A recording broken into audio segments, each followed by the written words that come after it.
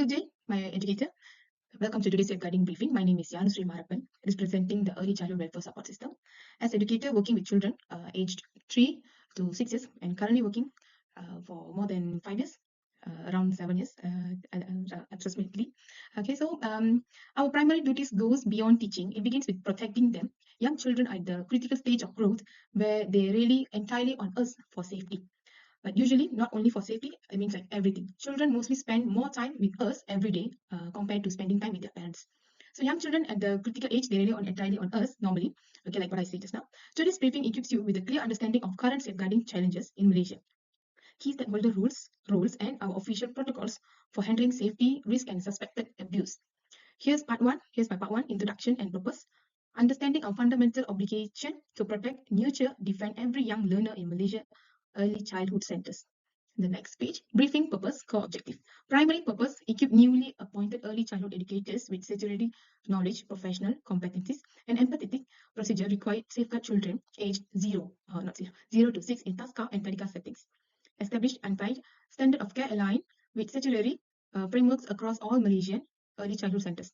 Key learning outcomes, identifying current regulatory, social, and protection challenges facing Malaysia early childhood education. Delineate strategic roles of key stakeholders, including JKM, operators, educators, and parents. Execute step-by-step statutory protocols for child abuse, neglect, and safety risk reporting. Importance of early safeguarding. Why early safeguarding is not negotiable? Vulnerability of young children. Toddlers and preschoolers lack the verbal fluency and agency to report maltreatment or articulate unsafe environment independently. Legal imperative. Under Malaysia's Child Act 2001, Act 611, early childhood educators hold a legal and moral duty of care to ensure safe, nurturing learning environments, lifelong well-being, preventing of early adverse experiences, prevents severe long-term and development trauma and cognitive delay. Current issues in Malaysia. Analyzing critical challenges in children's welfare, care, and safety across Malaysian early childhood education setting. We are going to discuss more about current issues in Malaysia. Okay, let's look at the current safeguarding landscape in Malaysia. In recent years, public awareness around child protecting in early childhood settings has increased, but significant issues remain same. First, we face challenges with unregistered childcare centers and unqualified personnel operating outside regulatory oversight can lead to unsafe staff to child ratios, unmonitored facilities, and improper disciplinary practices. Okay. Second, we see ongoing issues related to physical safety hazard and privacy protection, such as posting pictures of children online without parental consent. Under the Child Act 2001, we are legally and morally bound to eliminate this risk and uphold high safety standards. Unreporting modern safety risks, such as of abuse, emotional physical neglect, digital privacy exposure. Okay, part 3. Roles of stakeholders. Ensuring a safe environment requires teamwork among multiple stakeholders. Other than stakeholders, we call them teamwork among teachers or staff that we are working in the same roof. Okay. Today we focus on two primary. One is educator, another one is parents.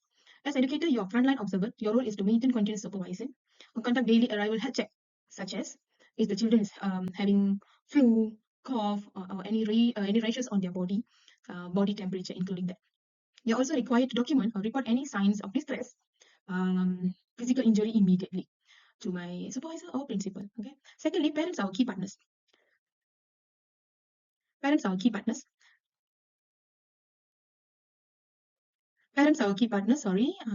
Parents must share vital medical or emotional updates with their districtly to pick up and safety protocol.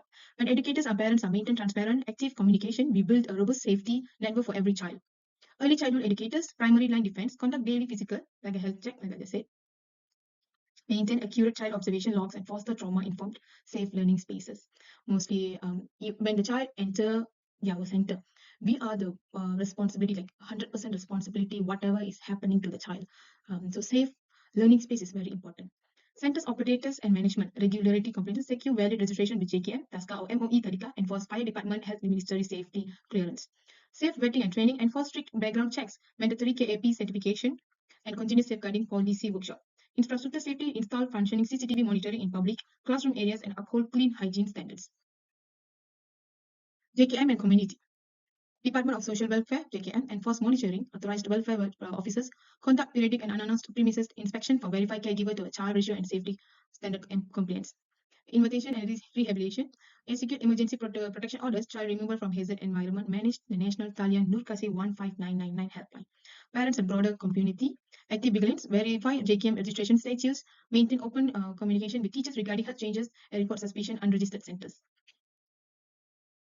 Okay, next part. Handling procedures.